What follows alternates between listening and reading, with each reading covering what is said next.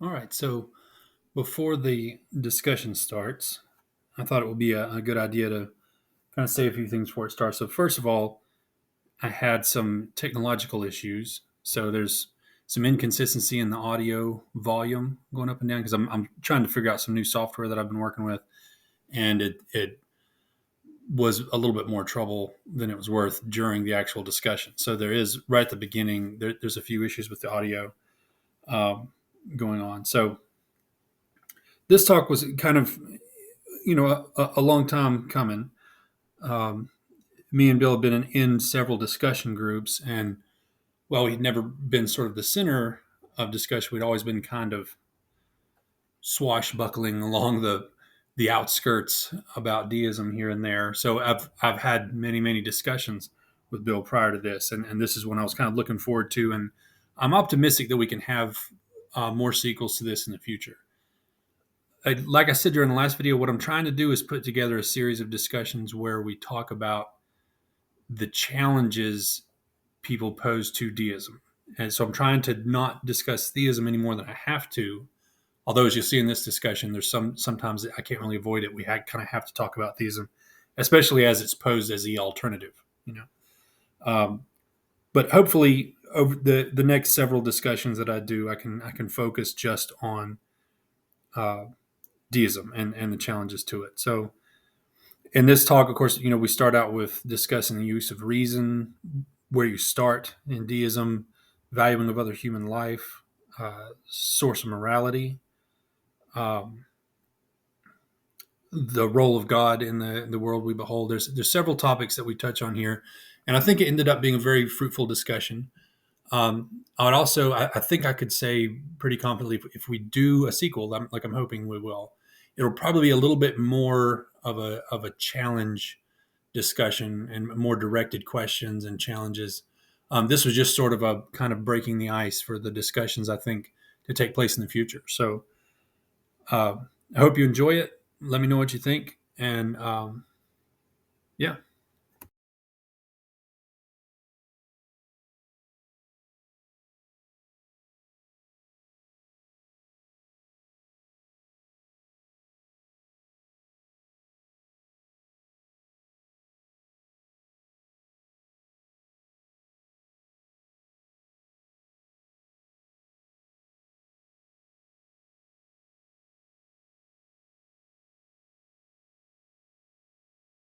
Sorry about that. It's all good. All right, so you want to do introductions again? Sure, yeah. My name is William. I live in New York. I'm a father of five. I like to talk and think about theology, although I'm not that good at it. And I love doing Brazilian Jiu-Jitsu. We got a little farm here, and so got a lot of chickens, eat a lot of eggs, and that's basically me. You find that the yolk in Yeah. farm raised chickens is much more delicate. Oh, yeah. It's so much more delicious, too. Yeah, I've been having trouble with that because Mary gets these eggs from someone she works with that raises them at her house, and Mary really likes over easy eggs. So I usually make over easy eggs for her on the weekends, and I can't even keep the yolk intact from the shell to the bowl. Where Okay. I could with store bought So eggs. I can't with these. you're spilling the yolk. Okay. I don't actually have that problem, but Okay. All right, so aside from the technical difficulties, I may take that little piece we were just discussing, plug it back in here, but just so everybody knows, we had to restart because of some technical problems, but we're back on the same page here. So if you want to really briefly, and I hate to ask you to do this again, but just really briefly talk about where you were at with theism, what pushed you to deism, and then what pushed you back into theism, and we'll kind of pick up there. All right. So how I became a Christian, to give the long short of it, is I just started reading the scriptures, and I had a very powerful experience by myself, not with any preacher or anything like that, and was really fascinated with this person of Christ and wanted to understand that more. and I had met my wife, and since then have been on a journey trying to understand the different facets of Christianity, and there's so many of them, and I'm really interested in all those facets. But throughout my journey, been a Christian probably about 14 years now. I ran into a problem, and I settled in at a Lutheran church and Protestant branch of Christianity, and at that time I was reading the Stoics. I really love the Stoics, and I was reading Marcus Aurelius' Meditations. I was just really excited about him, but it threw a little bit of a curveball into my theology, because one, you have this person who is pursuing virtue, pursuing the just life, and he's supposed to be a sinner. He's supposed to be plagued with original sin, and I didn't really know how to make sense of that. So I asked my pastor, I said, where would you place Marcus Aurelius? And he's a little bit of an interesting character, because with Plato, you at least have like the ignorance. Like, he didn't know about the Christians. Marcus Aurelius knew about the Christians. He knew about Justin Martyr and things like this. And so the answer I got was really concerning. It was just like, yeah, he's probably in hell. And that just hit me in the gut, because I didn't know how to make it, like, what type of God are we talking about now that's damning someone who's pursuing virtue, and he's damned because he doesn't have the right head knowledge about God? That didn't seem right. And so that spiraled me, and this was at the time of COVID, to really just re-examine my faith and to see if it was the right thing. And that's how I actually came to deism. Outside of Christianity, my heroes have always been the Founding Fathers. And so I know they had some problems with Christianity. I never knew what. And I started to just read their kind of internal writings and their correspondences. And so, and then read Thomas Paine. And yeah, I became a deist for a little bit. For a little bit. Yeah. And so I came back into Christianity, and so that, I guess, yeah, this is something we could dive into. But deism is kind of a mixed bag, because it made a lot of sense to me. But then when you try to meet other deists, it's kind of a crapshoot of what you're going to get in terms of like the different worldviews. And so that was one issue. There's a massive identity crisis amongst deists, and it makes sense because there's no like corpus of what deism is, right? So people could be grabbing different authority structures and how they inform their deism. And so that was one aspect. And then the other aspect would be actually an experience I had, and so I didn't know how to make sense of that experience in a deistic framework. And so that actually led me back into Christianity. Okay.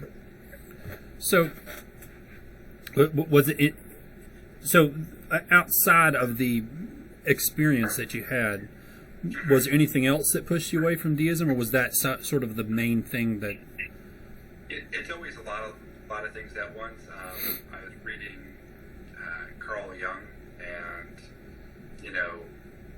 we're all religious beings, and so we're, in my view, created for religion, and so having that structure, that religious structure with the stories and the songs and the community and the symbols and all these things that kind of fill in the holes of our life, it made sense to me. And so that was another aspect. There's like a psychological dimension to my journey that it was more natural for me to be religious. So it almost felt like I was fighting against my nature to kind of steer away from that. Well, I would be probably, the first to admit that, of course, deism has, for exactly the same reasons you point out, there's no solidifying thing. That's why sort of deism has always been kind of a descriptor for me. It's been that sort of descriptor, someone who's convinced of the existence of God but isn't convinced of beyond that when it comes to God. They're just sort of convinced of God. So it's more of a descriptor rather than something someone reads and says, I'm going to adhere to this, because there's nothing to adhere to. Like you're saying, there's no a corpus. Like you would say, that there's not a structure there, and that is, it's a huge problem, and it's one of the things that a lot of the people I discuss deism with that they don't understand right away is that nobody thinks deism has all the answers for anything, and it's sort of just a position on the existence of God, and they feel like what they want to probe into then is, so what is the deist philosophy on this and the deist philosophy, and it's like, that's not, you're not really using the term right. Deism just means someone believes God exists and are not yet convinced of anything beyond that. Sure. And it's so I think that's sort of the first thing to really understand for people about deism, is that it doesn't pretend to be a total answer or a complete philosophy or anything like that. My own personal opinion is that when you start bringing in something that claims to be a complete philosophy, then I feel like the risks you're taking are pretty high, because you're to adhere to something claiming to be a complete and full answer to everything you might face. I feel like you're kind of bringing in a raft of risk to to do that. That's a great point, because we're also dealing with something that's tremendously serious, right? And we can't really experience it, so or we can't empirically test it. We can't put God into a test tube, and so there's that aspect of it too. It's like a fine line between mystery and knowledge, and where do you draw that line? Yeah, and I've felt like, of course, I'm sure anybody who watches this video will want to, knows this already, but I've felt like what I've seen it do, what I've seen that adherence to a full answer, a complete answer to everything life might offer. I feel like I've seen kind of some of the damages that can do, and that definitely makes me uneasy.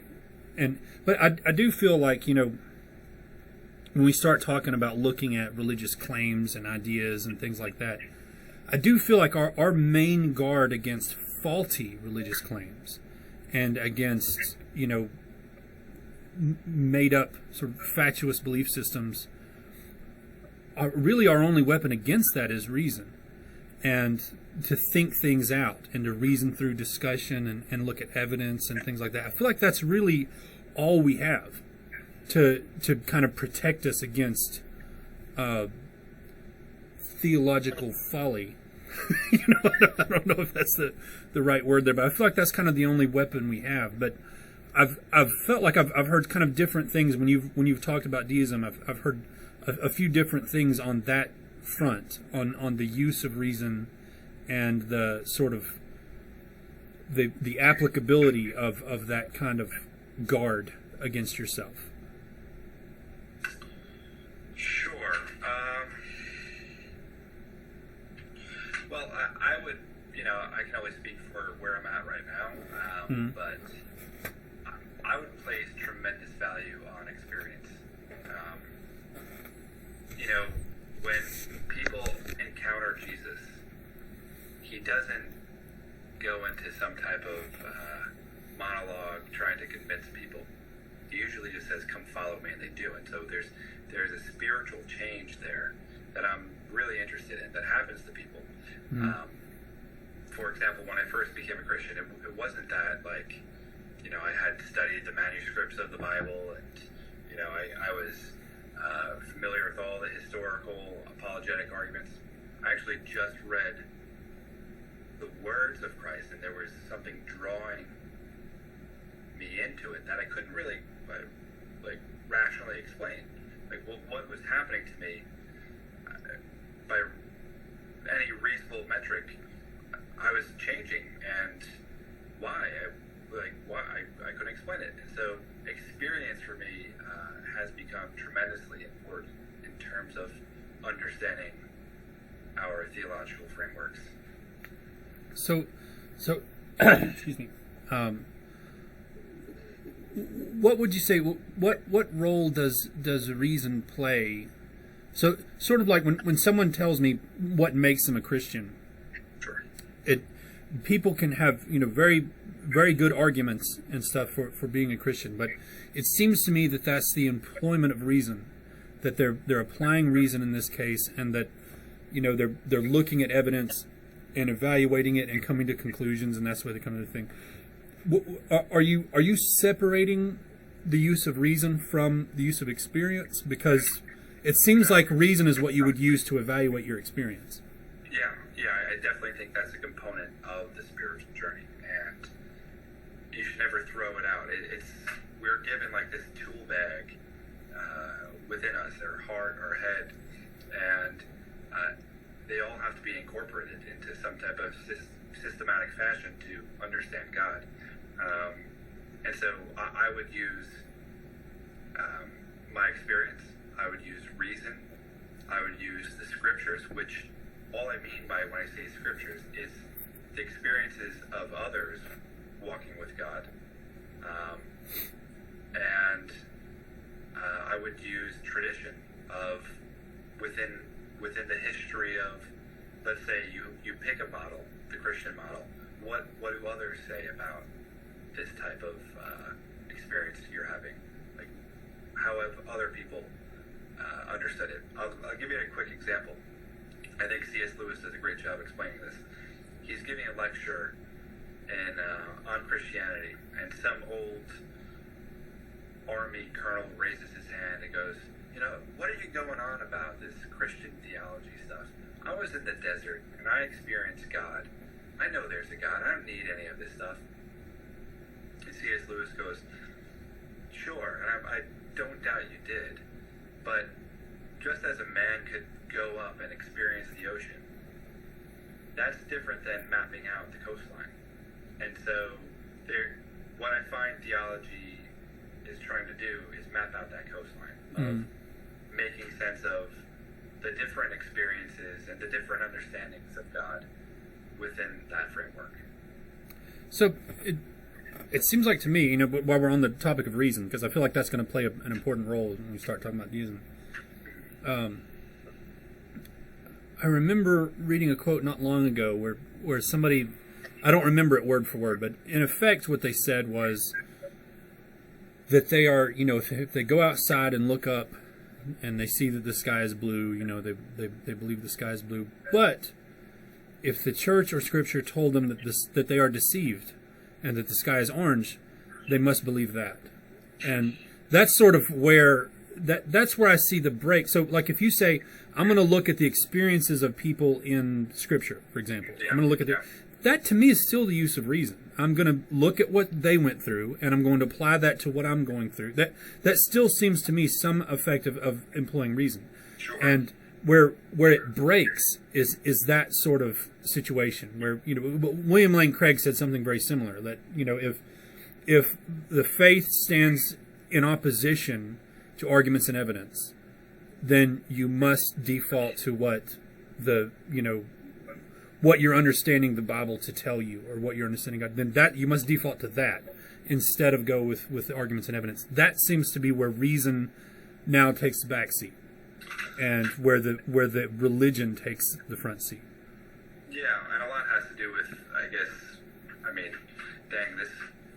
and I'm definitely not a philosopher by any means, but a lot of this has to do with like epistemology and how do you know, and how much certainty do you have? And I know you and I have walked down this road before, but how much certainty do you have on issues, and what is faith? Is faith absolute certainty? No, but it's not the absence of any type of knowledge. And so a lot of times when I have faith in something, it's based on reason. It's based on, but maybe it's reason to a limit or a point. And so Would you say there's anything in your worldview right now that you would feel breaks from reason?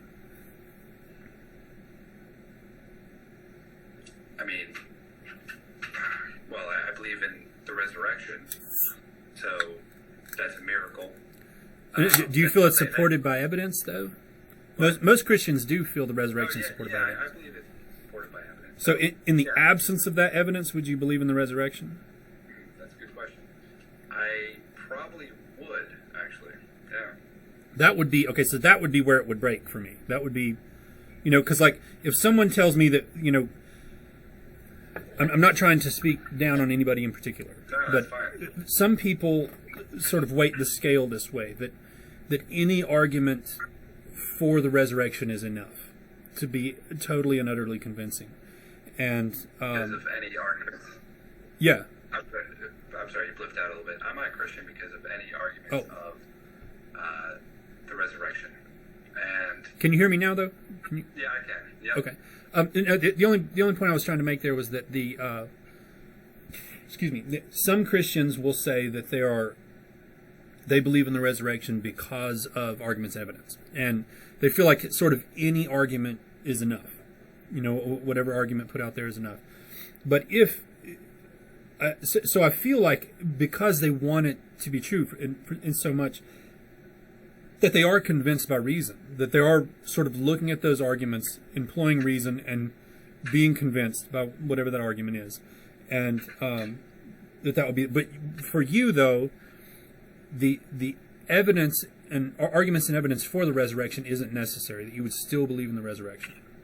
Yeah. Yeah. Okay. Because I find my faith wasn't formed by the arguments. If I came at Christianity and said, listen, everyone has different journeys. If someone comes at Christianity from looking at the arguments and evidence, and then you take that away, that might be a big blow to their faith.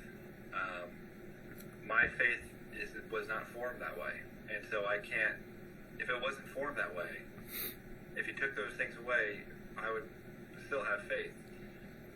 That's not to say those things don't matter. I certainly think they bolster your belief, and they can show you that you're not going mad or something like that. But yeah. What I'd like to do now is step over into epistemology, because that's a big thing as far as where I'm at in deism. And I feel like that would be an interesting topic to get into. So, By the way, it's not my strong suit, and so, I don't want to give the opinion that I have, all this. I'm not a philosopher by any means, but go ahead. Okay. Well, We'll try to work through this stuff together. just to be clear, I only talk with philosophers. You're right. I mean, I honestly, you're when it comes to theology, you're just as much of a philosopher as anybody I've ever talked to, and I kind of that's why I don't like getting together with people and going, let's talk about what Kant said. I don't, as you heard me say before, I don't give a shit. I care what we can rash out. What me and you can reason through. Me and you right now, we are philosophers. We are philosophizing on philosophy. Sure. All right, so I feel like this is an important part to understand before we get really into deism. Okay. I've always thought it very important to start any epistemology with who we are, where we are, and what we are, because there's nothing, like if I pick up this glass, there is nothing I can be more sure of than that I'm holding this glass in my hand. There's nothing out there I can be more sure of than that. So whenever someone proposes an epistemology, some way of looking at things and arguing it, if it doesn't end with the conclusion that I have a glass in my hand, it's wasting my time.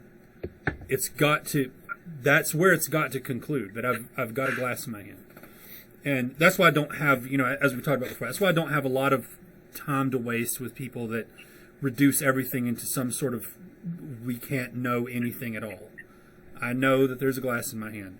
If it were to come out later that I am dreaming at the moment, then I will know that in that dream I had a glass in my hand, and it's still knowledge. So here I am knowing that I have a glass in my hand. So epistemology for me starts with who we are, where we are, and what we are. So when it comes to things like belief and morality, as we've talked about many times and everything, is we start with who we are, where we are, and what we are, not why we are. We start with what we are. Then we can talk about why and get into, what makes us that way and everything. But what we are is, I feel like that's the important place to start. What we are is thinking beings that have the ability to look at evidence and rationalize our way through things and come to conclusions. And I feel like if someone asks me to kind of betray that intuition within myself and say, no, what you're seeing right now, what you're reasoning to through evidence actually isn't true. And they're not posing an argument in the opposition. They're not presenting evidence to the contrary. They're just saying, you can't trust that. Then I don't know what they're trusting. And that's sort of what keeps me away from a lot of different nebulous forms of epistemology that are out there. So to me, when I say I'm a deist, it's because I've looked at the arguments for the existence of God, specifically a creator, a cause of the universe, and found them convincing, and found no arguments to the opposition convincing. And that's what puts me in there as a deist. Excuse me. When it comes to morality, again, starting with who we are, where we are, and what we are beings that have within us an understanding of morality, of what, when something's right to do and when something's wrong to do. And I'm forced to kind of look at sort of people as a whole and figure out what goes wrong with that. In what cases does it run astray, and what's the cause for that? And which we can go further down the morality road if you want to. Like I said, just to examining the deist perspective. But I do that same thing when it comes to the existence of God and how I kind of reason through things. But to me, like I said, to start with, reason and argumentation and evidence and debate, that's all the tools we find ourselves in possession with when it comes to sort of safeguarding our minds from deception. That's it. That's all we have. And anyway, what do you think about that? What as a kind of platform to start talking from? Yeah, I would wonder, have you ever heard of the sharpshooter fallacy? No. Huh. Now, I'm not saying you're doing this, but I would wonder how you would know that you are doing it. The sharpshooter fallacy is that a guy is, let's just say, shooting bullets at a barn, puts a bunch of holes in the side of the barn, and then goes up to the holes on the barn and paints a bullseye over where the bullets land. And so I wonder, how much do you realize you're actually carrying over from a different worldview, in terms of morality, in terms of your defining things? Are you, and this is what I found, and this is why our country is so complicated, because some people say, well, our founding fathers were deists, but we have a Christian nation. I think both are right. We do have the Christian values, but our founding fathers were, in many cases, deists or Unitarians.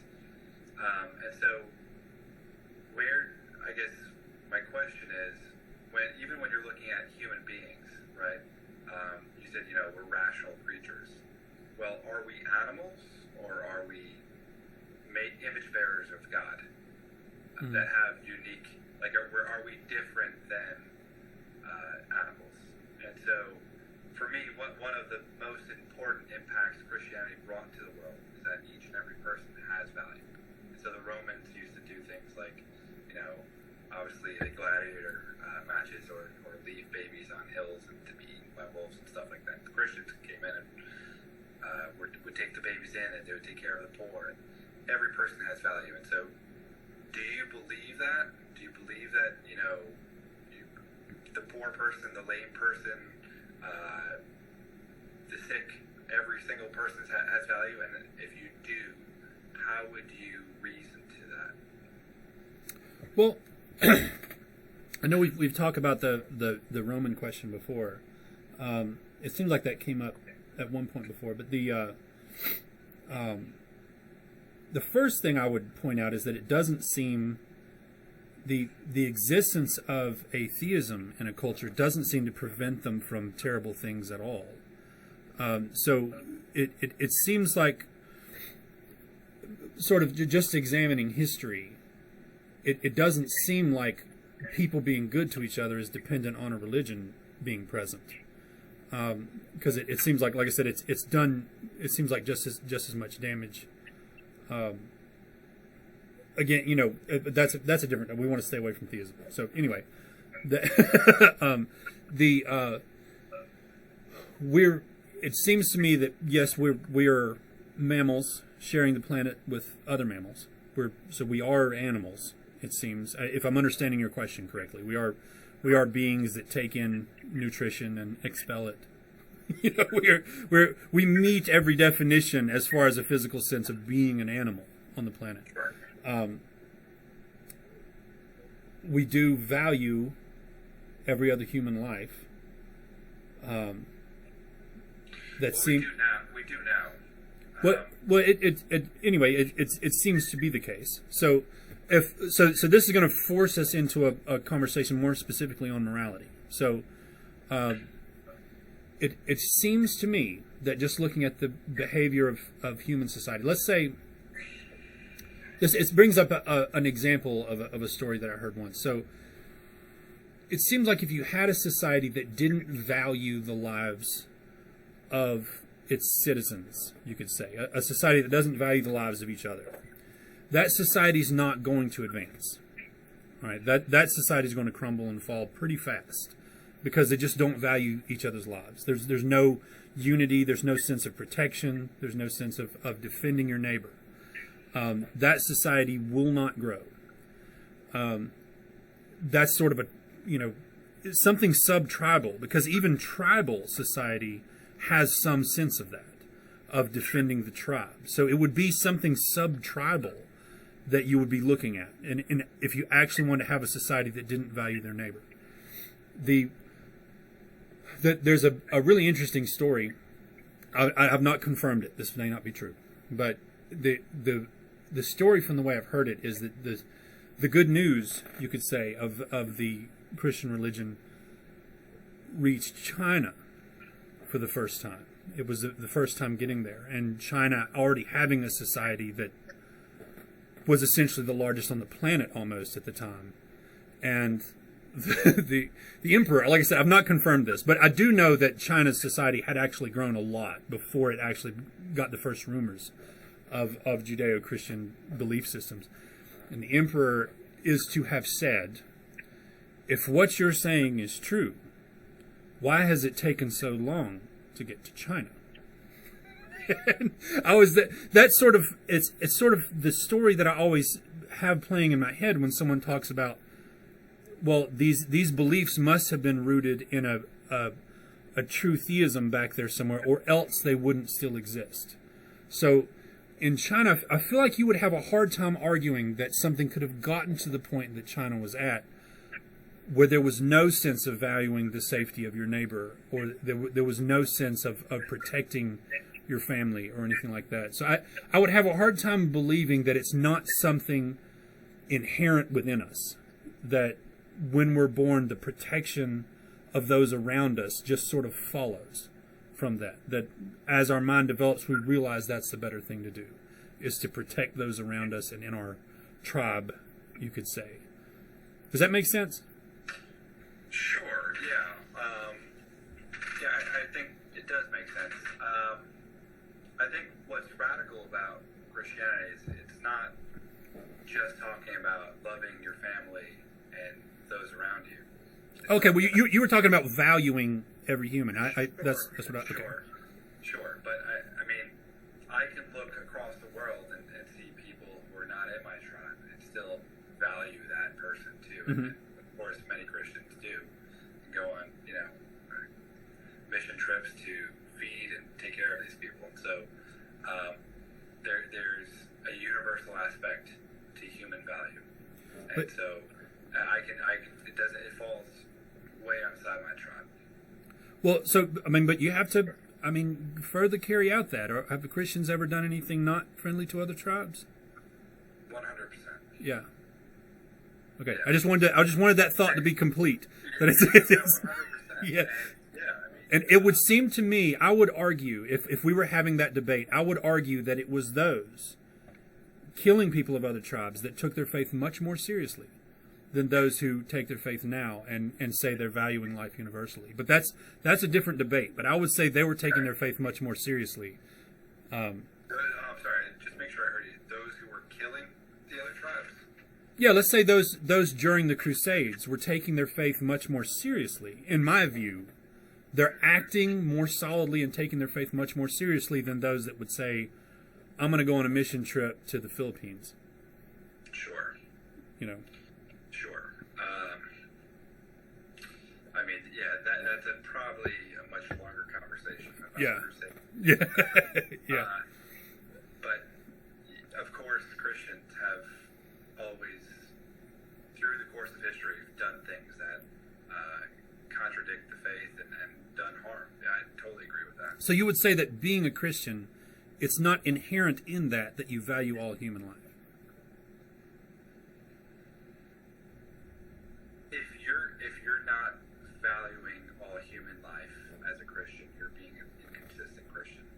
Okay, so I that mean, you could have bad theology and still be a Christian. so that would open up a whole new can of worms, which would be like, how do you know then that you're the one that's right, and that they were the ones that were wrong, Sure. without employing reason? You know. Yeah, I mean,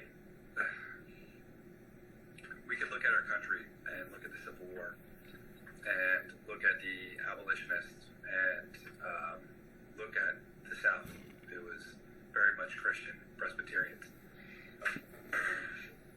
Both were using the Bible to make their point. Oh yeah, yeah, definitely. And so, Although, who was the founder of the American Anti-Slavery Society? I don't know, you gotta tell me. Was it Thomas Paine? Yes. Okay. He was one of the founders. He was not the founder, so I said that wrong. Any question you ask me, it's always going to be Thomas Paine. That's gonna be No, not necessarily, but yeah, I mean it sort of goes back to the idea that, you know, for a lot of human society, it's sort of been Christians doing a lot of these things because for a long time there was no one else to do the job, and that was it's always usually pointed at with the art argument. You know, people that you'll see, you know, kind of like Jordan Peterson's disciples. You know, you'll see them talking about the art argument and saying we wouldn't have any art if it weren't for this. Like, well, it wasn't really that friendly to non-Christians at the time. You know, we'll never know what that art may have looked like. You know, but yeah. So okay, so we could say, although you would say they weren't true Christians, and that I wouldn't say true. I think I said inconsistent. Inconsistent Christians. Okay, so, but we can say that just Christianity itself would not have been a safeguard against devaluing other humans. It would not have protected you against that. I mean, it depends on where you are. Depends on. I mean, if you're in the South, no, during the founding of this country. But yeah, no. Slavery is a very interesting topic because Paul obviously addresses slaves. Mm-hmm. Slaves are in the Bible, but you know, this is probably a more deeper topic. But we can get to like the specific letter of what Scripture says, or we could say like the spirit. What's the spirit behind the message? Sure, yeah. And so,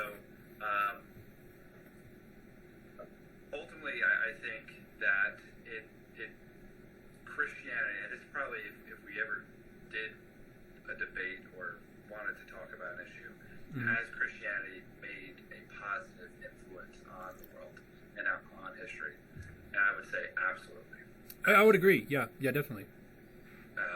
Yeah, So, I mean, I think at times have Christians been inconsistent? Have they used means of spreading the gospel that is bloodshed and consent? Yeah, of course. Yeah. Overall, if we look at the full picture, the aerial view, I think ultimately Christians have pushed the world I agree. Yeah, I definitely agree with that. So you're not going to find me debating that topic with you. Okay. I guess the only reason I point that out is because when you talked about valuing other humans being a derivative from theism, or derivative maybe more specifically from Christianity, Sure. it does not seem as though Christianity would just the simple adherence to Christianity would result in that. So it's a much harder case to make to say that it's not something inherent in us, that it comes from a particular belief. That's a harder argument to make when that belief has led to both conclusions. Sure. I would say that a fundamental view of the Christian faith is that all people have value. Now, with that view, have people abused it? Have people overlooked it? Have people kind of wiggled it? Yeah, I would say that. But I think it's probably one of the most fundamental pictures and doctrines of Christianity that kind of bleed throughout every sect and denomination and church. You're not going to walk into a church that says, humans are not valuable, or that tribe there is not valuable. How would you? I guess the glaring example to me is the flood. Right, it seems like we're talking about humans that weren't valuable, right? Oh, the flood? Yeah. Like Noah's flood? Right? I mean, it sort of screams at me when you talk about this, that something part of the Judeo belief is that everybody has value. It's like, it doesn't seem like they did. You know? Oh, man. Can someone be so wicked that they don't have value? That would probably be the question. Okay. So we've moved, I guess, from the category of humans being evil towards one another to God.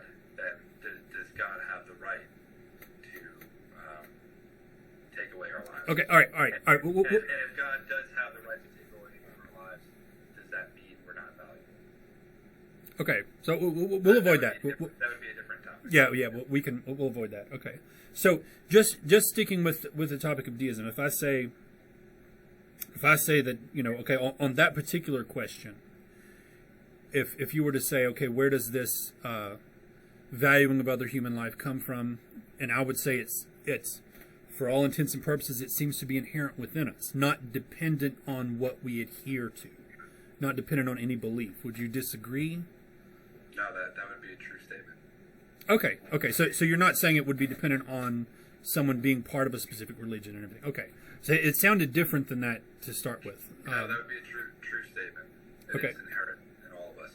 And, just to clarify, even with morality is inherent in all of us. And that's what Christians always argue for, that, the law of God is written on every man's heart.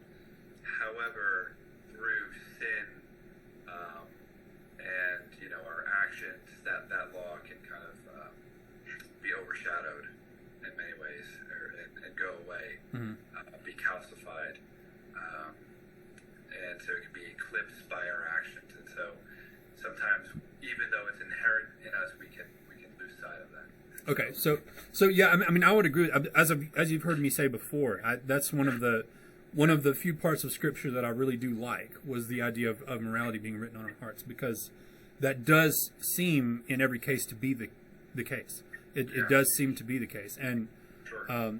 I would not say that someone having that morality on their heart is not dependent of them being adherent to a specific religion, which it sounds like you would agree with.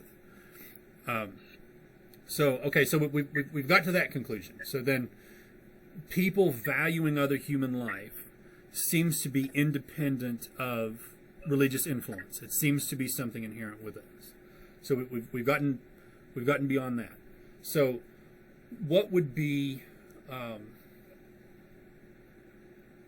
sort of along that same vein, I guess, when you were talking about valuing of human life, what is there a stone we've left unturned on that deists valuing other human life? Because it seems like you believe it's written on our hearts, it's inherent about us. I believe the same thing. Sure. Yeah. I would just say that, in many ways, the gospel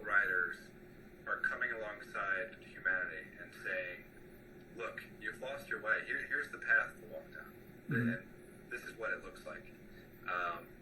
And so, yeah, when I think about things that are inherent, yes, they are. But in many ways, the New Testament is calling people back to that way that had been forgotten. Okay. And seared. Okay. So it doesn't seem, on face value, that there's too much of an issue here when we talk about deism when it comes to this valuing of other human lives. Sure. Okay. Okay, so what would be... I guess I don't want to derail us too much. You let me know, and certainly. But I would absolutely say that morality and the fact that we are image bearers comes directly from God's intervening of our reality. And so I don't know if a deist would say that. And that's maybe where we... We would definitely differ on the why. Okay. But we've definitely come to the same conclusion as what we are. We're at the same conclusion there. But we definitely would differ on the why. Why I'm this way, why you're this way. We would definitely differ on the why. So what would be a next... Or is that what you were really getting at? Were you trying to dig at the why from the deist perspective? Or is there some other direction you were trying to push that? Well, I think, I find the Christian why more compelling than the deist why. If we are the product of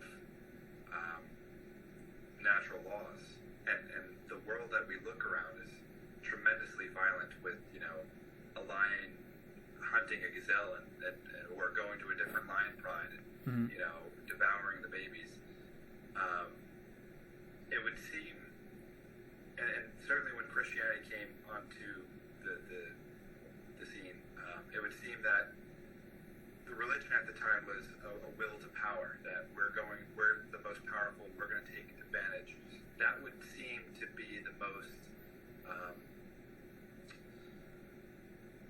the best picture of what nature is. And so when I present the Christian picture of God actually coming in and intervening and placing us with this value and these laws, and then something going wrong within that for me makes better sense of the why than the deist why. I'm sure you could probably get there, and maybe you want to explain how you get there or not, but the Christian why makes more sense for me.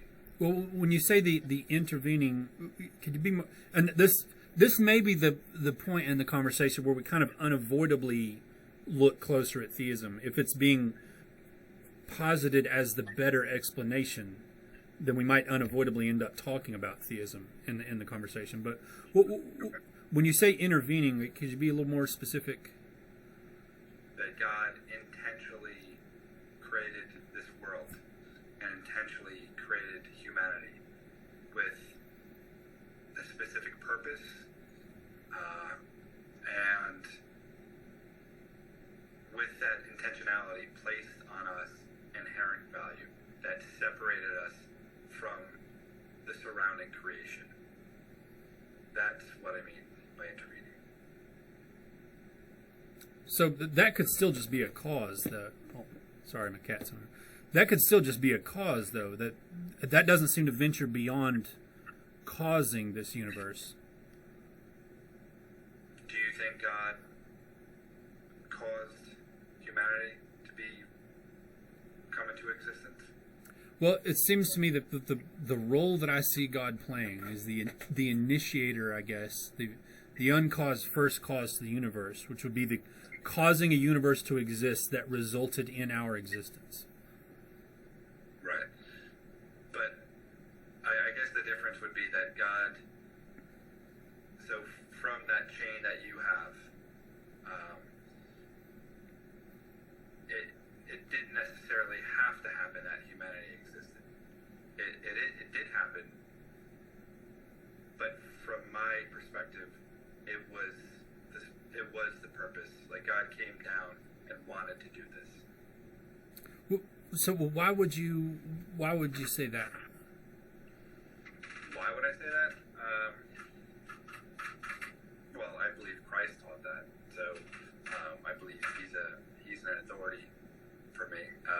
Okay, so the belief in Christ comes before that. Then that's a resultant view of the universe that results from the belief in Christ. Okay.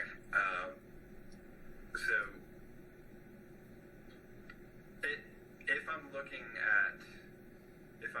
at nature, I have like two tensions within me. I have this guiding moral force within me, but I also have this kind of maybe fleshly, animalistic side that could be very self-serving, that could not care about anything else but me. And so trying to make sense of these two poles within me, one coming from God, the other being from nature. I think the deist perspective, if you're using like the narrative that we're just a product of nature, I don't think it's the strongest argument from my perspective to talk about human value. I think it makes a whole lot more sense to say that value is imposed by God and he created you with value. I don't know how to get there from an evolutionary stance, like if just a purely matter plus time stance, and that we evolved, we evolved alongside of all this creation, and now we're the ones that have value. Like I wouldn't know how to get there. You understand? Yeah, no, that makes sense. I'm sure you could maybe go there, like get there from a pragmatic stance and say like, well, listen, it makes a whole lot of sense to give each other value because listen, we all look alike. We're all trying to cooperate. No, I wouldn't do that. Yeah, it definitely seems to me to be the best way to capture that is to talk about that it's written on our heart. That seems to be very good language to use. Not to play on words, but like when we're talking about something writing, that's by an author, and so when you yeah, that's not what I mean. I like that language. That doesn't mean it. Okay. That's a really. It's a gotcha type thing. Yeah, it's a I trap. I believe in moral laws. Well, you must believe in the moral lawgiver. Yeah, exactly, and that sort of I think to me it's when in our search for the most applicable language, we're limited by what language we can invent, and we end up when we start using things like lawgiver or law writer. You could have said that the moral framework of printed. Yeah, exactly. We end up anthropomorphizing way too far when we come up to those things. Well, the only laws I can think of are the ones made by lawgivers. Therefore, this law must be given by a lawgiver. And I don't want to assume that that's the kind of trapdoor given in these situations. But I just like that language. I like the language given by the written on our hearts. Very much, you inherited like that language. That's the language of our culture. Yeah. So here's the way, and this may end up being where we spend a lot of the discussion here. This is the way that when it comes to that sort of valuing of other humans or the moral law written on our hearts, this is the only way that I know of how to describe it. Because again, deism is the position, it's the belief in the existence of a God. This is part of what I believe I can arrive at through reason. If someone says to me, 2 plus 2 is 4, and I analyze that and I go, okay, that's a true statement. If they come to me and say 2 plus 2 equals 5, analyze that and say, okay, that's a false statement. If comparatively, if someone says, here's a 3-year-old child that I'm going to torture and torment because I have to put new brakes on my truck today, and say, okay, that's a false thing to say. That's not a good thing to do. And then realizing not doing that is the good thing to do, and and so on. Those seem to strike me with the same level of truth. So if someone says 2 plus 2 equals 4, or someone says I shouldn't torture this child because my brakes went out today, those strike me with the same level of truth. Now, if someone says 2 plus 2 equals 5, I can say, no, that's not true. And then they can say, well, that's only not true because you expect these things to make sense. And so when you drill down at 2 plus 2 equals 4, you're going to result in 2 plus 2 equals 4 just because it does. It just does. And then someone's like, but why? And you're like, because it does. You can't go any further. So when someone talks about, like I said, like the mistreatment of a child, it strikes me with that same level of conviction. I can't move beyond that. Like they say it's wrong, I can say because it is. And if they start saying, well, why is it wrong? It's like, well, you're mistreating an innocent person. You're causing them to suffer. And so why is that wrong? And you keep going down, you just say, because it is. It seems to strike me with the same level of conviction. Now, the result of that is that what places us different from the rest of the animals on the planet is that we have the ability to look at things just as we have the ability to look at things on a mathematical basis. We have the ability to look at things on a moral basis. It's a knowledge that we have. De-evolve humans to some point, they don't now have the ability to process moral convictions. Now, that's very different from saying morality evolved. That's like someone saying mathematics evolved, which it didn't. What we evolved the ability to process things in mathematical terms. 2 and 2 was 4 long before anyone had the ability to articulate that. So if you go back a long, long ways and say, if you teach this person what 2 means and what 4 means and what equals means and what plus means, 2 and 2 is still 4. And that's why I always try to make that comparison. The Pythagorean theorem on a right triangle was true even if humanity doesn't exist. That's true. So mathematics did not evolve. Our ability to process things mathematically did. Now we can process things mathematically. And like I said, it's sort of, I haven't had a convincing argument put to me to the opposition that would say that's not what happened with humans. We now can think of things morally, which means that these truths emerge. The same way with mathematics. You learn what 2 is, or decide what 2 means, what equals means, and what plus means. Truths emerge. You don't have to, someone doesn't have to decide, I'm a mathematician, I'm going to decide now that 2 plus 2 equals 4. That never had to happen. All you had to have was a definition for 2 and a definition for 2 and plus and equals, and it's an emergent truth. And that those things come out of mathematics. They're sort of just things that are absolutely true that are the result of being able to process things on that level. And I view morality the same way. We can now think of things in a right or wrong sense, and those truths emerge from that, being able to think of things. So we evolved the ability to think morally. That does not mean morals evolved. We evolved the ability to think of things on mathematically. That does not mean that mathematic truths evolved. They resulted from that ability to think that way. Does that make sense? I've had a lot of trouble explaining that to people for some reason. I agree. I actually totally agree. Okay, good. All right, good. I would just say, mathematics comes from God and morality comes from God. That's probably caveat I would use, but I agree. And I think the reason why what drew me away from deism, because that is a true argument, and I think murdering a child is just, that being wrong is just as true as 2 plus 2 equals 4. I agree with you there. However, as you kind of move into different moral arguments, there can be many shades of gray in terms of how you want to understand these types of things. And that's actually where religion comes in.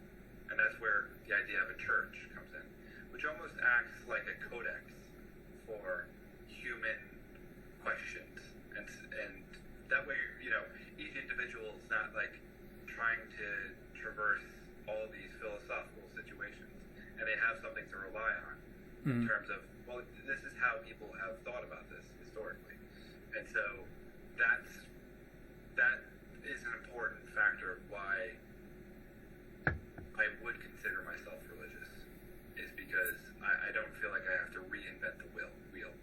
And so we can use that one example about, let's say killing a kid, 100%. I think everyone has like a moral instinct that might be wrong. Mm. Let's talk about, maybe killing an animal. Is that wrong? Well, how do we understand that? Or what about abortion? So there's so many little things that we can talk about. And I think that's where religion comes in. It helps you think through these answers, or questions, rather. Yeah.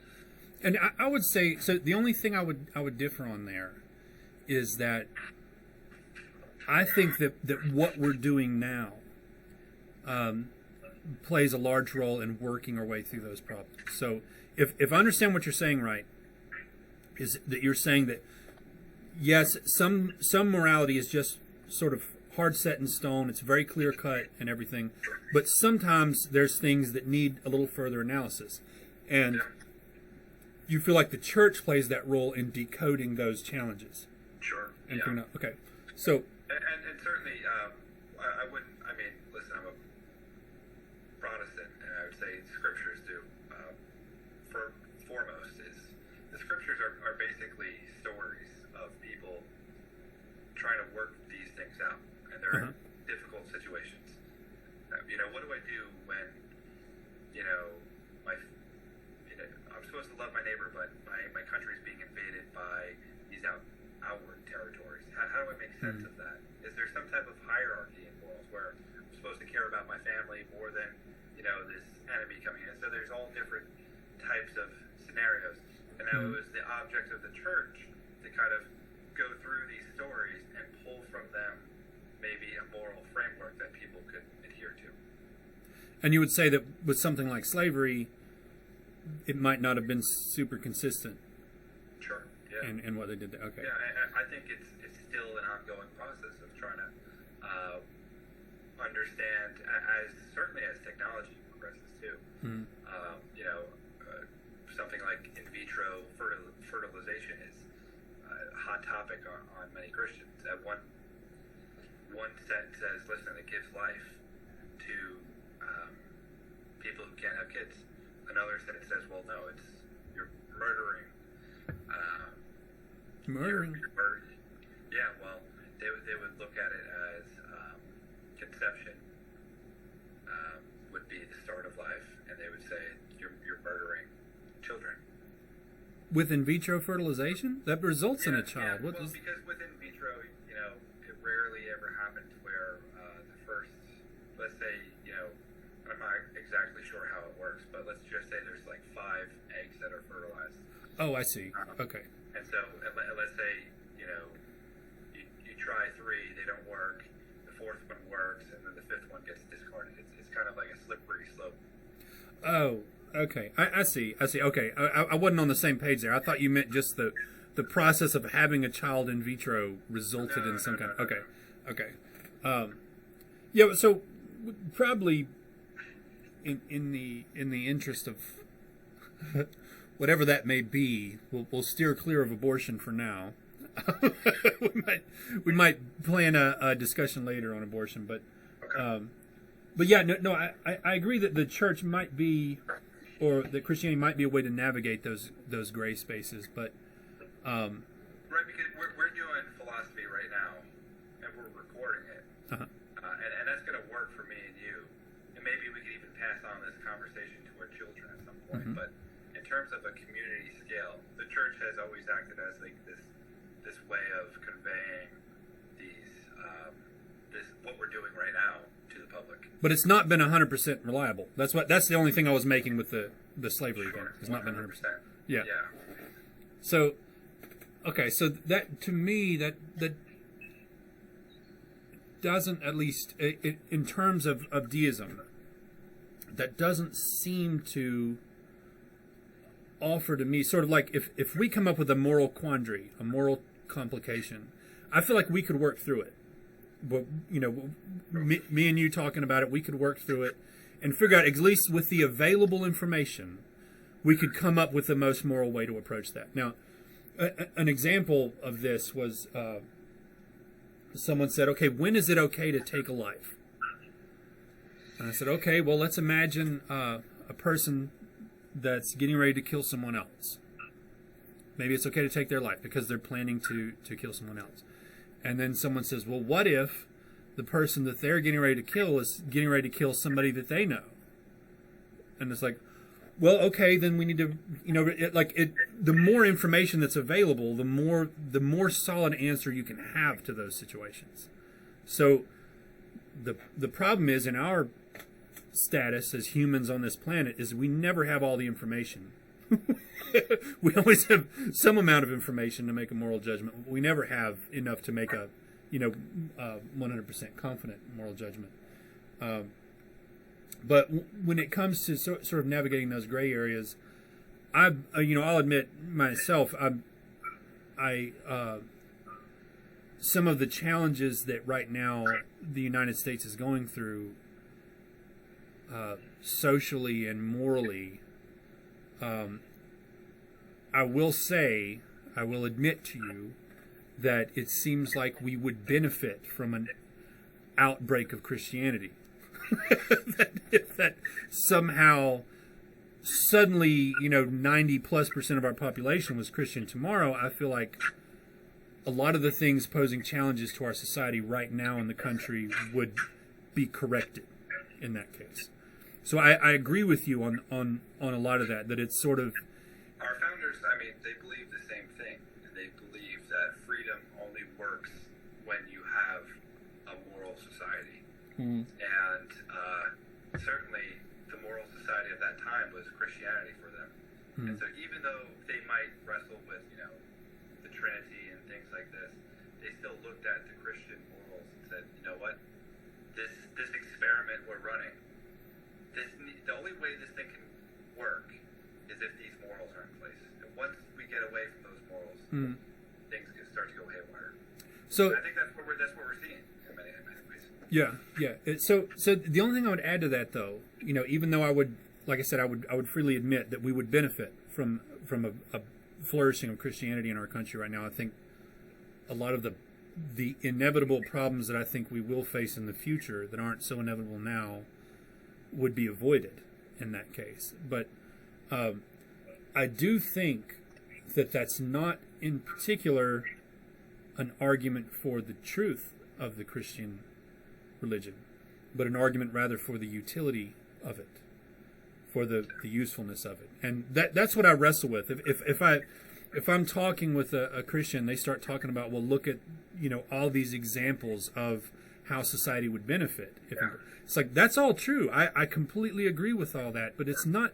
That doesn't deal directly with the truth of the matter or not. Yeah, and this is where we get back to how we. And I'm not sure if this was part of the original conversation or we had it during this conversation, but this is where I come back to experience being the foundational point. It's like you can have all these different arguments for the truthfulness of Christianity, functionality. It's great for families. It's going to make you into a better person. Hey, there's some, and let's just say, you might believe there's some really airtight arguments for the resurrection. That's still not going to draw you to being a Christian. You could still be like, well, listen, all these things are good and they're beneficial, and that doesn't necessarily mean it's true. And that's kind of where I was, and I started to see, and you start overturning stones, and then like, well, maybe I just become like this functional, pragmatic Christian. But so without the experience, though, all these other things start to kind of like the constellations. You start to see a map, and you're like, oh wow, they're true because they are true, and they're confirmed by my experience. Mm-hmm. Like if you don't have that personal experience, then none of that matters. So if someone's not had a personal experience, they can sort of be forgiven. You can see the truthful. You can see all the good arguments for Christianity and still remain on the outside and be like, well, it doesn't necessarily mean it's true, just like you said. But unless you have that experience, and this gets back to like what Thomas Paine is talking about, you could, Christianity at that point is just hearsay. You're living through someone else's eyes. That's not what we're called to do. And I firmly believe, as I'm, understanding this thing myself, that the key thing is experience and bridging people, not leaving that as a vague, like, oh, experience, well, whatever that looks like. Trying to actually figure out the bridge to experiencing God. And so that's what I'm currently trying to do. Because I think that's available for every single type of person. So when it comes to this truth of a claim and the sort of divergence from that when it comes to the usefulness or utility of a claim, I've got to figure out exactly how to word this. So would you say that the utility of a claim, the usefulness of it in this case, like we're talking about with social issues, makes it then worthy of belief?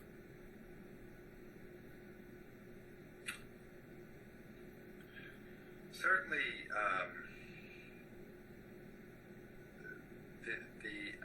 the utility of a claim.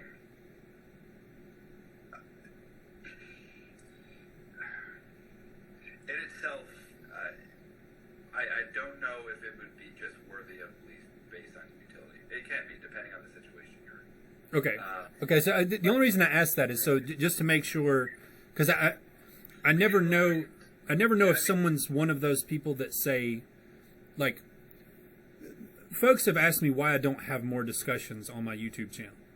Sure. And what I tell them is it's very hard to single out the people worth spending that time on. Like, after we have this discussion, I'll probably have 3 or 4 hours over the next few weeks editing and making this video right. And I got to figure out who's worth spending that time on. And, the reason I asked you that question a minute ago is because one of the things that came up for me before, I was talking with somebody, it looked like I might have a conversation with them. And I was talking with them over Messenger.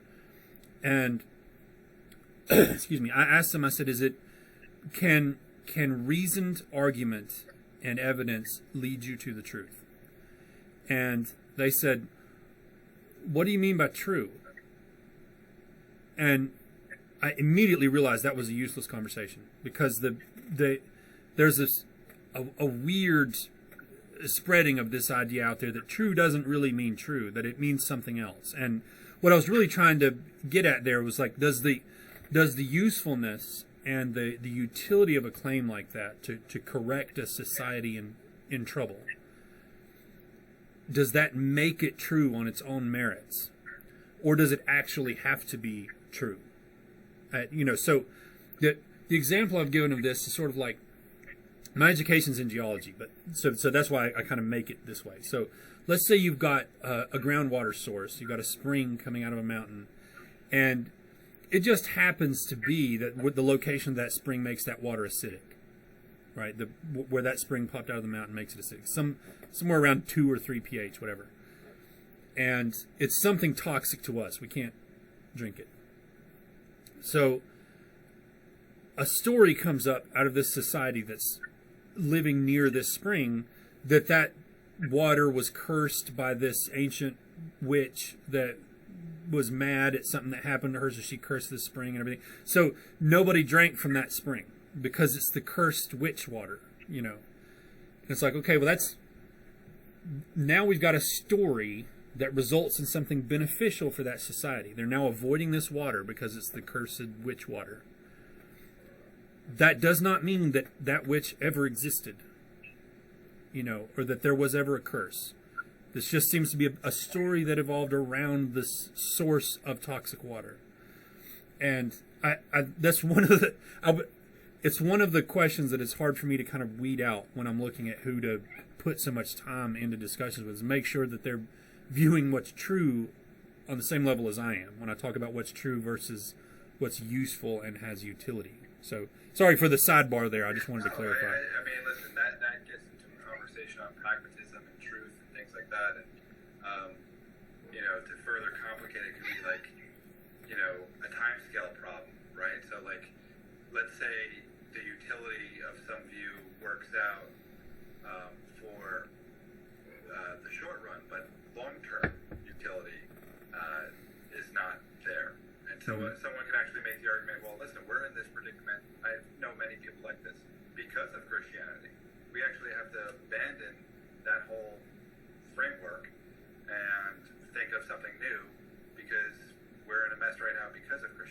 Mm-hmm. I, as much as utility, and there's a biblical parallel to this because only good trees can make good fruit. So I would think utility is definitely an indicator of truthfulness. Yeah. I would just think there would probably you have to go deeper into that. Yeah. Yeah. If that makes sense. So another thing that I wanted to kind of point this back to. So when I talked about the idea that someone has an epistemology that leads them, that would lead me to something other than this is what the glass is in my hand. So if I'm talking with someone as a deist and they start arguing through reason and whatever kind of arguments they can come up with, they start arguing for some reason for me to support doing something awful, right? I mean, you've seen debates where this is the whole case. People are like, I could argue to where you would support torturing somebody to, and so on. If someone says, okay, well, this person's a deist, I'm going to start making arguments to try to get them to the conclusion that, torturing a child is okay. So they start trying to frame all these arguments and propositions around this thing, getting it back to that conclusion. And that, to me, because, as we talked about, that we're moral beings with, we value the life of our neighbor. If someone presents an epistemology or a series of arguments to me that somehow leads to the conclusion that I don't then value the life of my neighbor, then that's the same thing as someone presenting an epistemology to me that results in me now not believing that I have a glass in my hand. You see what I'm saying? That's sort of the safeguard around a lot of those things, is that acknowledgement of who we are, where we are, and what we are. Is because if someone tries through whatever games they can to convince me to devalue the life of a child, they're now trying to convince me I'm not who I am. Right. So it's not, Anyway, you start with the basic building blocks, and then you move out from there. But you don't try to get to the more complicated situations to undermine the basic fundamentals of our moral truths. Yeah, that makes sense. A lot of times when people do that, they're sophistry. Yeah, yeah, and I've had to deal with that a lot. Me too. But and then we talked about the cause of the universe resulting in us as being the goal, like we're the focus of the causing of the universe. So to me, and maybe you can clarify this, to me that still is not intervention. It's not so like if God said this is the kind of universe I want to have, so I'm going to cause it into existence, all these things seem still to be observations of what you believe were the intentions at the cause of the universe. And the intervention part seems to be a corrective that's sort of exclusive to theism, it seems to be. So deism is kind of devoid of being convinced of that God having caused the universe into existence, that he felt needed a corrective action, that needed some kind of janitorial upkeep somewhere. And theism does seem to have that. Am I talking to circles in there a little bit? No,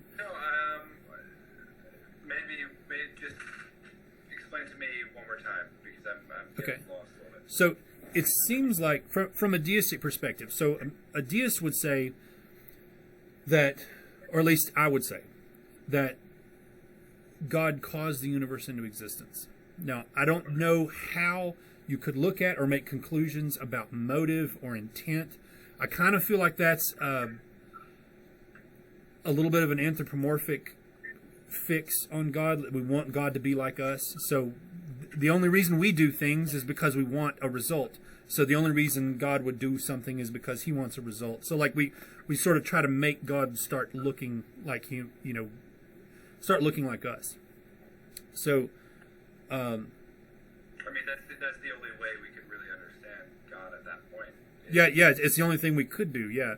So, I guess the question then is the theistic proposition seems to suggest that the universe that God caused into existence, let's refer to it as a machine, the machine that he started in motion.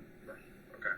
was a faulty machine, that it needed some sort of maintenance or some sort of corrective, some sort of repair at some point, because it didn't function the way it was intended to. And that's the deist perspective you're saying? That's me trying to describe how I view the theist perspective. Okay. That a universe was caused into existence that didn't play out the way God would have intended it to play out. Okay. So some corrective action is needed, Okay. which means that the greatest architect to ever design something did so faultily. So, what do you think about that? What's your thoughts on that? The deist, I guess. I want to make sure I'm not putting words in your mouth and I'm understanding you correctly. When you say like the machine God created didn't turn out right, are you referring that to be like sin and things like that? That could be one thing, but really, any time that someone says God intervened, it's to suggest that had he not, something would have resulted that God didn't want to happen. So that would necessitate the intervention. Because if what would have resulted is what God wanted to happen, then the intervention wouldn't have taken place in the first place. It seems to me. So in this way, it seems to me that the deist God is a little bit more of a complete package rather than the universe, the God creating the universe that needed that constant intervention and maintenance.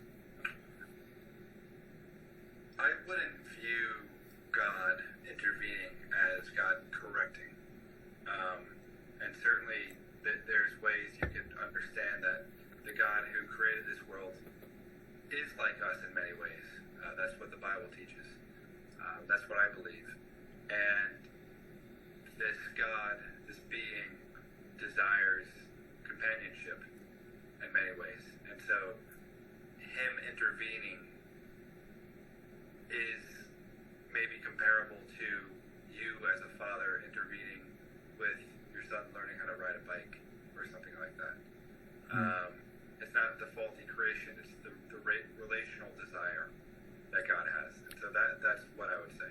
Well, so, and again, like I said, I don't know how this part of the discussion doesn't fall into theism being the focus here, but so how would you say, is there any reason outside of Scripture and the Church to conclude anything like this sort of desire for a relationship?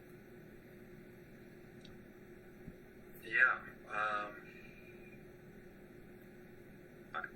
It's funny because while I was...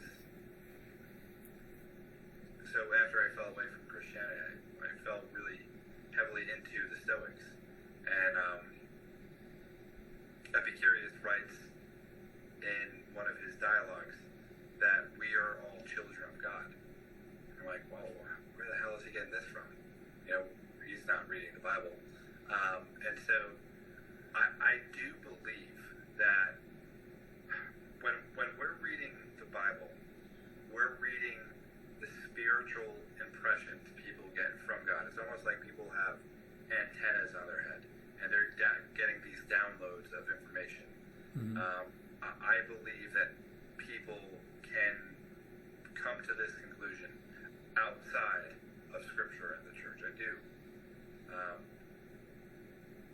So yeah, I think that's possible for people to realize that God is actually a father, and we are children to him in many ways. If that makes sense. I don't think you have to be solely reliant on Scripture and the Church. Now, that being said, those are two mechanisms that God has provided for people to learn those truths. The mechanism being the Scripture, which is the recorded history of men interacting with God, and then Church making, maybe compiling these stories into what we would call doctrine or dogmas, into how to understand. So that would all be a resultant belief from being a Christian then? What comes from the Scriptures and what comes from the Church? Sure. Okay. Sure. So, but I guess, so your question was, can anyone outside of Scripture and the Church come to this conclusion that God's a personal being? Mm-hmm. I would say yes, because God How, and will what okay, no, go ahead. Go ahead and finish what you're saying. God wants to interact with people and can interact with people and actually deliver that knowledge to them. Okay, so the question would be then, for those of us that have not had the personal revelation and Sure. experience and everything, for me, sort of looking at the world, I don't see any indication that that's the case. It seems to me, especially like with moral questions, if we're not gonna stop a person from killing a child, no one is. Like it seems to be that's sort of, it's not that there doesn't seem to be any concerned parent in these cases that if I decide to kill a child tomorrow, that if I don't get stopped by law enforcement or somebody, then nothing's going to stop me, because it seems to be that people succeed in that task all the time. Right. So I think that's part of the problem. And what Are you saying like the evil in the world is part of the problem and trying to understand? Yeah, so I mean, with this topic in particular, it seems to be that someone can look at what goes on in the world and what people are allowed to do and what people are not stopped from doing, and come very reasonably to the conclusion that there is no supernatural arbiter that actually gives a shit and would stop these things. Yeah. So that's one of the main things for me that holds me in deism, is that the world that I live in, outside of, I've not had a personal experience, but it seems to be that the world that we live in has every indication of one where there is no supernatural arbiter or overseer, or that no one cares outside of us, that it's on us to make the best of what we've got going on here. Yeah, I think that's a fair argument. I sympathize with that tremendously. The world is a very messy place. There is so much wrong with it, so much sometimes useless suffering that happens. The question is, where is God in the midst of that? But, I think this is why, for me, the Christian message resonates so much, is that God wasn't just content to stay outside of that, but came into that mess. Mm. And there's something about that story that deeply, deeply resonates with me, that he lived and walked among us. And so,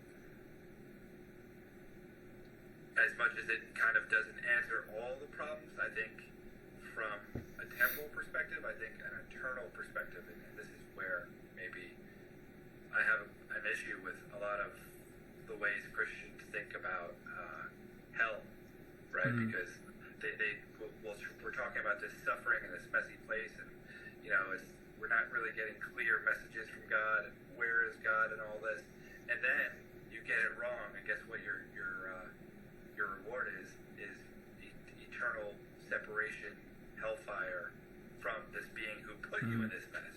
And it's like, what the hell? Like, what's going on here? And it doesn't make sense.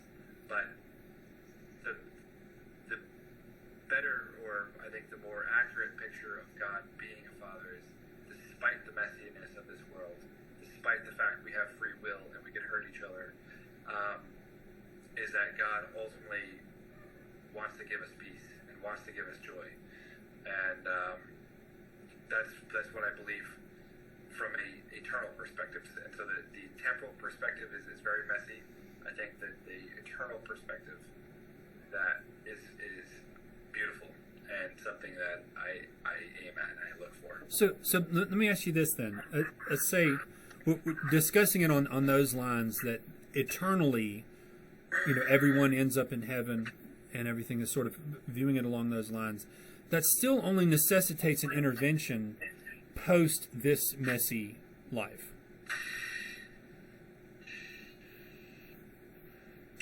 That necessitates an intervention. Okay. You see what I'm saying? Yeah. It still doesn't necessitate an intervention now. All right, so maybe, and listen, we're not, a lot of this is looking, a lot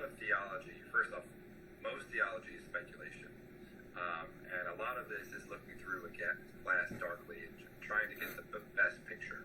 Mm-hmm.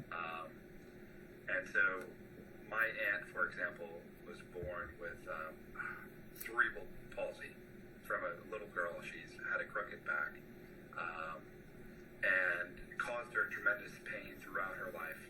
She's now, I think, approaching 75, and her big thing is, I just want to die, and I'm not sure why I'm here. Like, I don't want to be in this place anymore. I'm in pain. As someone who's a Christian, what's my response to that? God has a good plan for you, or something. Like, it seems so superficial. Yeah. But I have to try to think through this. Again, this is speculation, but what if, and I gave her this thought. I said, what if God is using this experience to prepare you for something so much greater that we can't even see, and that you're in fact probably the only person that could handle experience like this. You're so much stronger than I could never do what you're doing. So God is using this experience to build you up. Does it seem like a cop-out? Maybe. Is it wishful thinking? Maybe. Mm-hmm. But you know what? It's the picture that I think makes sense of it. Mm-hmm. I heard somebody put this argument this way once. They said that when someone told them that the suffering that people go through in life is it's all made right by the eternity, that they would then be subject to, not subject to, I guess, they would then get to enjoy after this life. And somebody put it this way once, and it kind of makes sense. So let's imagine you're a shop owner, right? You own a small shop, and someone comes into that shop and they just destroy the whole place. They break everything breakable. They dump all your drinks out on the floor and tear all the food open and just wreck the whole place to just unrecognizably wrecked. And then they hand you the money to fix all of it. And then they're like, no harm, no foul. And there are those of us that still say, no, we think the shop owner was wronged. In this case, that no matter how much money they then hand him afterwards, during the act, he has no idea what's going on, and everything's just getting destroyed. And then afterwards, to give him enough money to cover those losses, that's good, but he still was wronged in the long term, Yeah. So yeah, I mean, I definitely. There's a. Have you ever listen? It's weird because I'm wearing a Tool T-shirt, but we got on this topic. Did you ever listen to a song called 10,000 Days by Tool? No. But I've listened to a lot of their stuff. I appreciate their music. So Maynard's mom had cancer, and she remained devout throughout all of her suffering through all that, and then eventually passing. And he wrote a song called. It was a 2-part song called Wings for Marie and 10,000 Days. And her name was Judith Marie. If you get a chance, you should read the lyrics to those songs. Yeah, definitely. And tell me what you think, because it's really interesting on this exact topic. So I'll listen to it tonight. So there's I'm trying to think of what other angle we could come at deism here. So what time is it right now? I'm just curious. 12:03. All right. Do you need to go? I probably have to cut it soon, and we can end it on like a different note. And listen, this has actually gotten better than I thought. Yeah. We can do a part 2 if you want. But yeah, I don't want to lose the fire in the midst. But yeah. if I stay up much later, I'm not going to be able to roll out of bed in the morning. That's all right. How about we try to go 12:15? All right, fair enough. You think about that? Okay, that's 11 more minutes. So I guess in preparation for a sequel discussion and months down the road, what would be some other angles that you would come at the discussion about deism? In terms of why I think deism is insufficient for people? Yeah, I guess that's one way to put it, yeah. So we talked about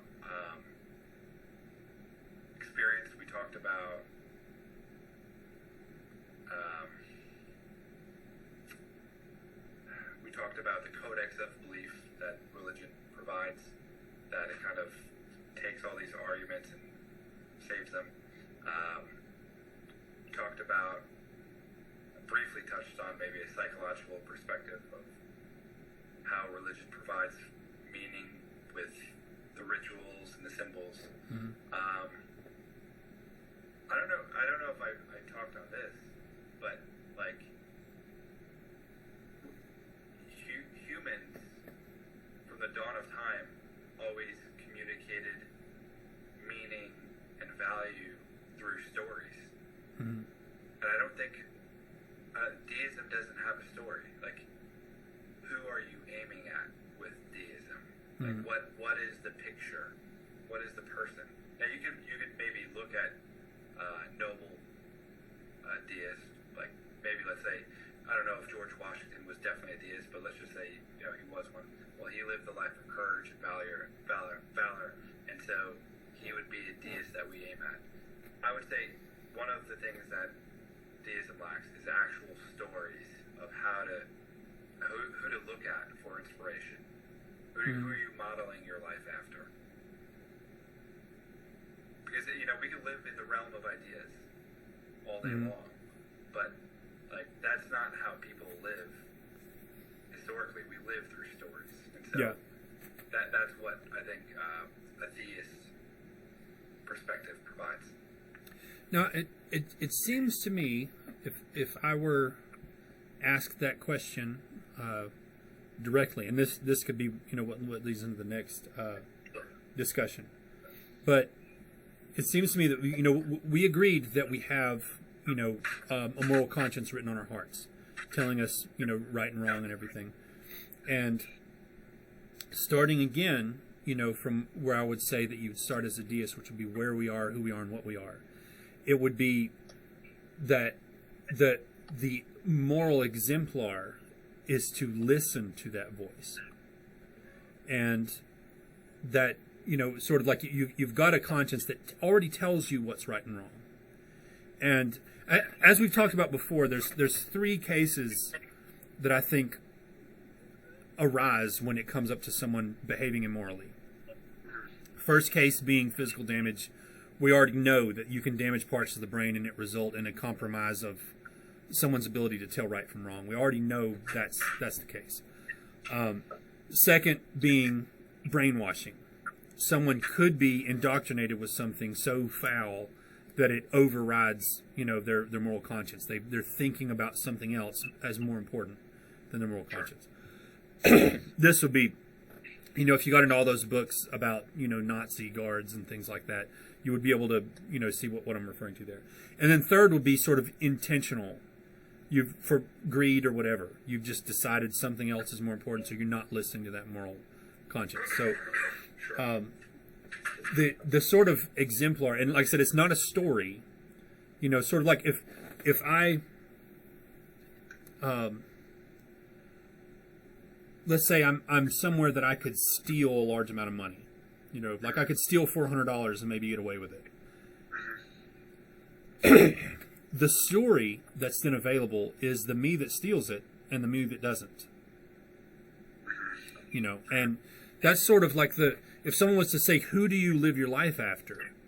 To me, it's sort of the living your life after your heart, because your heart's already telling you the right way to go about these situations. And if it looks so complicated that it's not clear, then that's when you really engage reason and start thinking through things and trying to figure out those gray areas like you're talking about.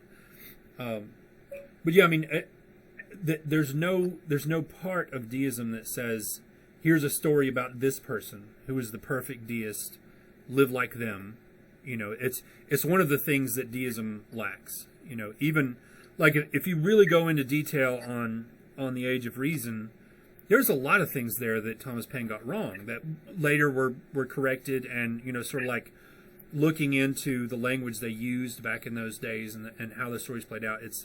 It's understandable what went wrong there.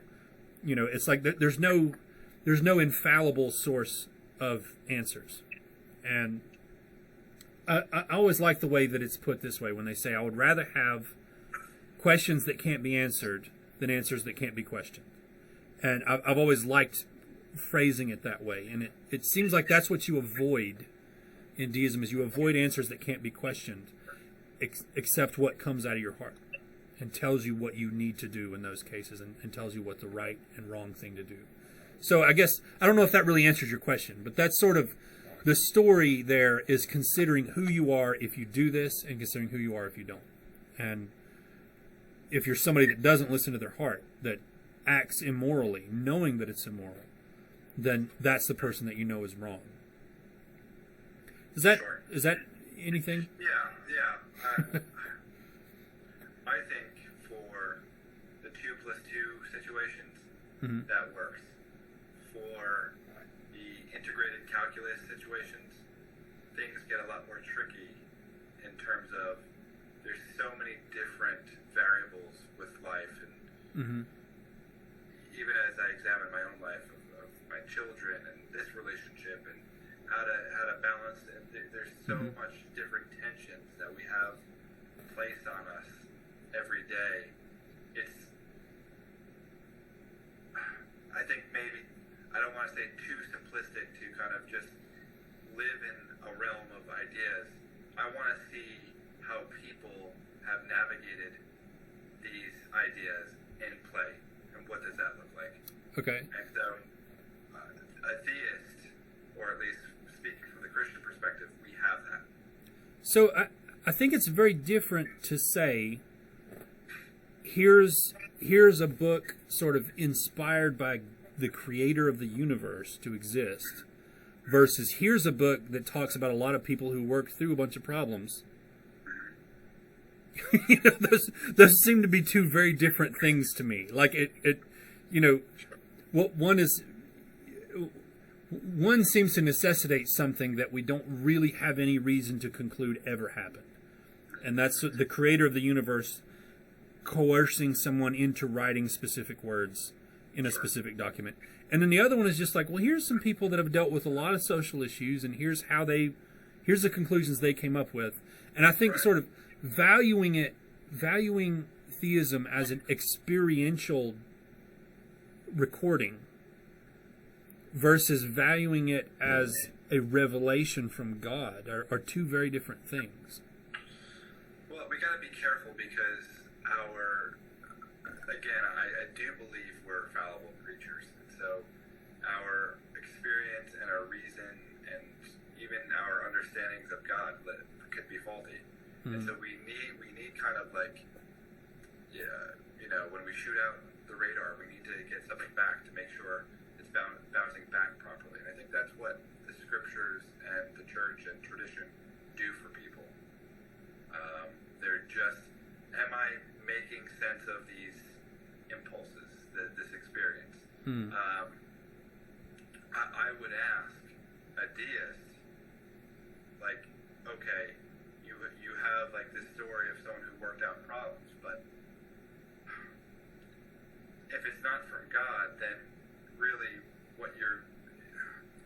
how do you know it's true, per se? Like, how do you know, we talked about a lot of the social issues going on in our country. If it's not from God and it's just from a human perspective, then what makes this perspective truer than another perspective? Does that make sense? Yeah. You know what I mean? And that's where... That's probably a deeper conversation. Yeah, no, that's where I feel like the philosophy engages. That's where, talking through things... Whereas, like I said, me and you sitting here and talking through them, if I could sit down and have a conversation with everybody in the country, and they could have conversations with everybody else, I think a lot of these things would be worked through. I think, and this is just me thinking out loud socially, I think a lot of these problems are arising from people not communicating and not talking and not sharing ideas. And anyway, that's a completely different... I think there's definitely truth to that. Yeah. The irony of the day we live in is like, conversations have never been easier, but yet we're all in our own echo chambers. Yeah. Well, yeah. So what we'll do is, if it's okay with you, we'll try to plan a sequel in a couple of months or something. After I go through here and edit this out and make it down to a video, what I'll do is I'll post it on YouTube. Let me go ahead and stop the recording here. Well, before I stop the recording, I appreciate you taking the time to discuss this. And I'm going to stop the recording and we will talk a little bit longer. So let me do